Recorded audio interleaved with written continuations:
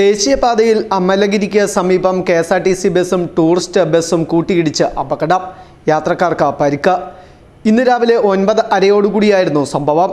കോട്ടയത്തേക്ക് പോകുകയായിരുന്ന KSRTC bus എതിരെ വന്ന ടൂറിസ്റ്റ് ബസ്സുമായി കൂട്ടിയിടിക്കുകയായിരുന്നു. അമലഗിരിക്ക് സമീപത്തെ കൊടും വളവിലാണ് അപകടം നടന്നത്.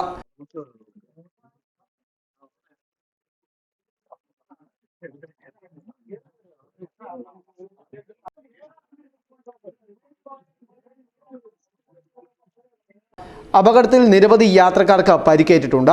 ഇവരെ മുണ്ടക്കയത്തെ മെഡിക്കൽ ട്രസ്റ്റ് ആശുപത്രിയിൽ പ്രവേശിപ്പിച്ചു. ആരുടെയും പരിക്ക് ഗുരുതരമല്ല. അപകടത്തെ തുടർന്ന് ദേശീയപാതയിൽ ഗതാഗത തടസ്സവുമുണ്ടായി. പെരുവന്താനം പോലീസിന്റെ നേതൃത്വത്തിൽ മേൽനടപടികൾ സ്വീകരിച്ചു. ഫെസ്റ്റു ന്യൂസ്, മുണ്ടക്കയം.